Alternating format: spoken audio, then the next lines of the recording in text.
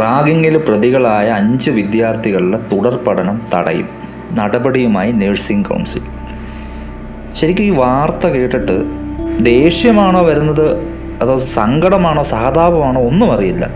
എൻ്റെ കാരണമെന്ന് പറഞ്ഞാൽ നിങ്ങൾ മനസ്സിലാക്കേണ്ട ഒരു കാര്യം, ഞാൻ 100% ഈ വിദ്യാർത്ഥികൾ ചെയ്ത പ്രവൃത്തിയോ ന്യായീകരിക്കുകയോ ഒന്നുമല്ല ചെയ്യുന്നത്. അവർ ചെയ്തത് ക്രൂരത തന്നെയാണ്.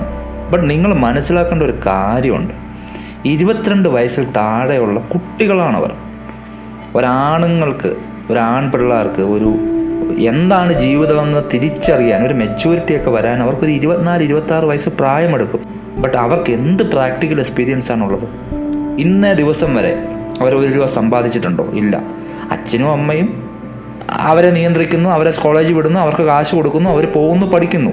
പിന്നെ റാഗിങ് എന്ന് പറയുന്ന ഒരു പ്രവൃത്തി വിദ്യാഭ്യാസ സമ്പ്രദായങ്ങൾ ഉണ്ടായ കാലം തൊട്ട് റാഗുണ്ട്, എല്ലായിടത്തുമുണ്ട്. ഇന്ത്യയിലെന്നല്ല, വിദേശങ്ങളിലാണെപ്പോഴും എല്ലാ രാജ്യങ്ങളിലും എല്ലാ കോളേജുകളിലും ഉണ്ട്. ഞാൻ കോളേജിൽ പഠിച്ച സമയത്ത് എൻ്റെ സീനിയേഴ്സ് റാഗ് ചെയ്തിട്ടുണ്ട്, എൻ്റെ ജൂനിയേഴ്സിനെ ഞാനും റാഗ് ചെയ്തിട്ടുണ്ട്. അപ്പോൾ അതിൻ്റെ ഒരു ലെവലാണ്. ഇതിൽ മനസ്സിലാക്കേണ്ട ഒരു കാര്യമെന്ന് പറയുന്നത്, ക്രൗഡിനൊരു സൈക്കോളജി ഉണ്ട്. അതായത് നമ്മൾ വാർത്തകൾ പലതവണ കേട്ടിട്ടുണ്ട്, ഉത്തരേന്ത്യൻ സംസ്ഥാനങ്ങളിൽ പല ഗ്രാമങ്ങളിലും ആൾക്കാർ പ്രതിയെ, സ്ത്രീകളും കുട്ടികളും അടങ്ങുന്ന സംഘം കല്ലെറിഞ്ഞു കൊന്നു, അടിച്ചു കൊന്നു, തല്ലിക്കൊന്നു. നിങ്ങളിതിൽ മനസ്സിലാക്കേണ്ട ഒരു കാര്യമെന്ന് പറഞ്ഞാൽ, ഞാനും നിങ്ങളും അടങ്ങുന്ന നമ്മുടെ എല്ലാവരുടെയും ഉള്ളിൽ എല്ലാ ദുഷിച്ച ചിന്തകളും നമ്മുടെ ഉള്ളിലുണ്ട്. നമ്മുടെ ഉള്ളിലൊരു ക്രിമിനലുണ്ട്, നമ്മുടെ ഉള്ളിലൊരു കള്ളനുണ്ട്, നമ്മുടെ ഉള്ളിലൊരു കൊലപാതകിയുണ്ട്. ഇതെന്തുകൊണ്ട് പുറത്തു വരുന്നില്ല എന്ന് പറഞ്ഞാൽ, ആ സിറ്റുവേഷനാണ്. ആ ഒരു സിറ്റുവേഷൻ വന്നു കഴിഞ്ഞാൽ നമ്മുടെ ഉള്ളിൽ നിന്ന് ഈ മൃഗങ്ങളൊക്കെ പുറത്ത് ചാടും. അതെല്ലാവരിലും ഉണ്ട്, എന്നിലുമുണ്ട്, നിങ്ങളിലുണ്ട്, എല്ലാം ഉണ്ട്. ഇപ്പം ഈ 5 കുട്ടികൾ, ഞാൻ കുട്ടികൾ തന്നെ വിളിക്കും അവരെ, അവർ റാഗ് ചെയ്തതിനെ ഞാൻ അനുകൂലിക്കുകയോ അവർ ചെയ്തത് ക്രൂരമായി പോയി എന്ന് തന്നെയാണ് എൻ്റെ ഇത്. നിങ്ങൾ മനസ്സിലാക്കേണ്ട ഒരു കാര്യമെന്ന് പറഞ്ഞാൽ, പത്രക്കാരും വാർത്താമാധ്യമങ്ങളും യൂട്യൂബ് ചാനലുകാരും എല്ലാവരും കൂടെ ചേർന്ന് 5 കുട്ടികളെ അങ്ങ് നരാധവന്മാരാക്കി അങ്ങ് ചിത്രീകരിച്ച് ഇത് ചെയ്തു. അവർക്ക് ഇനി വിദ്യാഭ്യാസമില്ല, അവരുടെ പാസ്പോർട്ട് തടഞ്ഞു വെക്കുന്നു, അവർക്ക് വിദേശത്ത് പോകാൻ പറ്റത്തില്ല, ഒന്നുമില്ല. എൻ്റെ ചോദ്യം, ഇത് ജാമ്യം ലഭിക്കാത്ത വകുപ്പുള്ള കുറ്റകൃത്യമോ ഒന്നുമല്ല. കൂടി വന്നാൽ 1 മാസമോ 2 മാസമോ 3 മാസമോ കഴിഞ്ഞിട്ട് ഇവർ ജാമ്യം നേടി ഈ 5 പിള്ളേർ പുറത്തോട്ട് വരും. ഇവരിനി എന്ത് ചെയ്യണം? ഈ ശിക്ഷ വിധിക്കുന്ന സമൂഹം, അല്ലെങ്കിൽ സമൂഹത്തിന് ശിക്ഷ വിധിക്കാൻ മാത്രമേ അറിയൂ. ഏതെങ്കിലും ഒരു സമൂഹം ഒരാളെ ഏറ്റെടുത്ത് നന്നാക്കിയതായിട്ട് നിങ്ങൾ കേട്ടിട്ടുണ്ടോ? ഇല്ല. അവർക്ക് കുറ്റം പറയാനും ശിക്ഷ വിധിക്കാനും, അവൻ ചെയ്തത് ശരിയായില്ല എന്ന് പറയാൻ, കുറ്റം വിധിക്കാൻ മാത്രമേ സമൂഹത്തിന് അറിയത്തുള്ളൂ. ഒരുത്തനെ നന്നാക്കാനുള്ള ഉത്തരവാദിത്വം സമൂഹത്തിനില്ല. പക്ഷേ അവൻ ഒരു തെറ്റ് ചെയ്താൽ ഉടനെ അവനെ അങ്ങ് കുരിശിൽ കയറ്റാൻ ഈ സമൂഹം, പണ്ടും കർത്താവിനെ കുരിശിൽ കയറ്റിയെന്ന് പറയുന്നില്ലേ, അത് തന്നെ എന്ന് പറഞ്ഞ പോലെയാണ് ഒരാളെ കുരിശിൽ കയറ്റുക എന്നുള്ള നമ്മുടെ ഒരു സാഡിസമാണ്, മനുഷ്യൻ്റെ ഉള്ളിൽ കിടക്കുന്ന ഒരു സാഡിസമാണ് ഈ കാണുന്നത്. നമ്മളെന്താ പ്രിസൺ എന്ന് പറയുന്നതിൻ്റെ കൂടെ തന്നെ അവർ എഴുതിയിട്ടുണ്ട് കറക്ഷൻ ഹോം എന്ന് വെച്ചാൽ, എന്ത് തെറ്റ് തിരുത്താനാണ് നിങ്ങൾ ഇതിലൂടെ വിദ്യാർത്ഥികൾക്ക്, അവർക്ക് തുടർ വിദ്യാഭ്യാസം പറ്റില്ല. ഇതിലൂടെ നിങ്ങൾ എന്താണ് നിങ്ങൾ ഉദ്ദേശിക്കുന്നത്? നഴ്സിംഗ് കൗൺസിൽ എന്താണ് ഉദ്ദേശിക്കുന്നത്?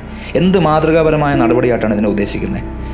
ഇനി ആ പുറത്തോട്ടിറങ്ങുന്ന 5 കുട്ടികൾ, അവർക്ക് ഇനി ചെയ്യാൻ പറ്റുന്ന തൊഴിലെന്ന് പറഞ്ഞാൽ, നാട്ടിൽ ഇഷ്ടം പോലെ കഞ്ചാവ് കടത്ത്, MDMA കടത്ത്, ഇങ്ങനെയുള്ള തൊഴിലുണ്ട്. അതൊക്കെ ചെയ്ത് അവരിനി സമൂഹത്തിൽ ക്രിമിനലുകളായി മുമ്പോട്ട് ജീവിക്കണം എന്നാണോ നിങ്ങൾ ഉദ്ദേശിക്കുന്നത്?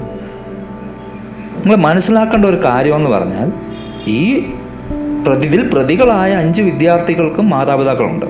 വളരെ പ്രതീക്ഷയോടെ മക്കളെ നഴ്സിങ്ങിന് വിട്ട അവരും മാതാപിതാക്കളാണ്.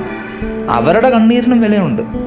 ഈ ഇവർക്ക് 20-22 വയസ്സ് പ്രായമേ ഉള്ളൂ. ജീവിതത്തിൻ്റെ 4/1 അവർ സഞ്ചരിച്ചത്, അല്ലെ 3/1 അവർ സഞ്ചരിച്ചത്. ഇനി അവരുടെ ജീവിതം എത്രയോ ബാക്കി കിടക്കുവാണ്. ഈ പ്രായത്തിൽ അവരൊരു തെറ്റ് ചെയ്തു, കറക്റ്റാണ്, തെറ്റ് ചെയ്തു, ക്രൂരതയാണ്, എന്തുമായിക്കോട്ടെ, അവർ തെറ്റ് ചെയ്തു. അതിനർത്ഥം എന്താണ്? അവരെ ഇനി മുമ്പോട്ടുള്ള അവരുടെ ജീവിതത്തിൽ അവരിനി ക്രിമിനലുകളായി, അവരെ നിങ്ങളങ്ങ് മുദ്ര കുത്തി ചാപ്പയടിച്ചു. ഇനി അവൻ ഇങ്ങനെ അങ്ങ് സമൂഹത്തിൽ അവൻ ഇനി ഒരു ക്രിമിനലായി തന്നെ അങ്ങ് ജീവിക്കട്ടെ, ഇതല്ല നിങ്ങൾ തീരുമാനിക്കുന്നത്. എന്താണ് നിങ്ങൾ കാണിക്കുന്നത്? എനിക്കറിയില്ല ഇപ്പോഴും. ശരി, ആ പിള്ളേരെ അവർ കുറ്റക്കാരാണ്, അവരെ ശിക്ഷ വിധിച്ചോളൂ, ഉറപ്പായിട്ടും വിധിക്കണം. 1 വർഷം ജയിലിട്ടു, ആ ഒരു വർഷം ജയിലിൽ നിങ്ങൾ ഇടുമ്പോൾ നിങ്ങൾ ആലോചിക്കേണ്ട ഒരു കാര്യം എന്ന് പറഞ്ഞാൽ നിങ്ങൾ അവർക്ക് കൗൺസിലിംഗ് കൊടുക്കണം. ഇതിനൊക്കെയാണ് നമ്മുടെ നാട്ടിൽ സിസ്റ്റം വേണ്ടത്. നിങ്ങൾ കൗൺസിലിംഗ് കൊടുക്കണം. അവർക്ക് അവരുടെ തെറ്റ് മനസ്സിലാക്കി അവർ ജയിലിൽ നിന്നൊരു ശിക്ഷ കഴിഞ്ഞ് പുറത്തിറങ്ങുമ്പോൾ അവരെന്താണ്, അവരെ ഒരു പുതിയ മനുഷ്യരാക്കി അവരെ സമൂഹത്തിന് അക്സെപ്റ്റ് ചെയ്ത് അവർ ജീവിക്കാനുള്ളൊരു സാഹചര്യം നിങ്ങൾ ഉണ്ടാക്കി കൊടുക്കണം. അല്ലാതെ എന്ത് കാടത്തരമാണ് ശരിക്കും ഇവർ ആ കൊച്ചിനോട് ചെയ്തതിനേക്കാളും വലിയ കാടത്തരമല്ല ഈ സമൂഹം മൊത്തം ഈ പിള്ളേരോട് ചെയ്യുന്നത്. ഒന്ന് ആലോചിച്ച് നോക്കി.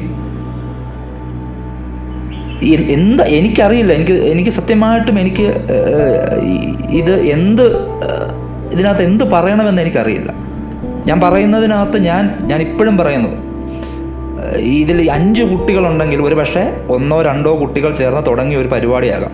ഇതിൽ 5ാമൻ എന്നൊക്കെ പറയുന്ന ആൾ ചിലപ്പോൾ 5ാമൻ എന്ന് പറഞ്ഞാൽ ഇന്ന നമ്പർ വെച്ചിട്ടല്ല ഞാൻ പറയുന്നത്, ഇന്ന ആളെ പറഞ്ഞിട്ടല്ല ഞാൻ പറയുന്നത്.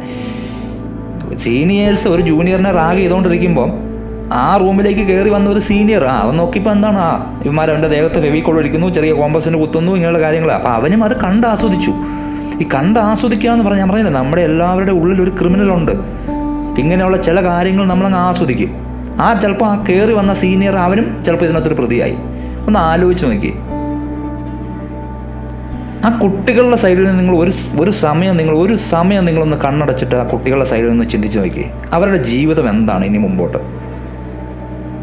നിങ്ങൾ ആദ്യം മനസ്സിലാക്കേണ്ട കാര്യം, അവൻ തെറ്റ് ചെയ്തു, തെറ്റാണ്, 101% തെറ്റാണ്. ആ തെറ്റ് ചെയ്തു, അവരെ ശിക്ഷിച്ചോളൂ, നിങ്ങൾ ജയിലിട്ടു, കുഴപ്പമൊന്നുമില്ല.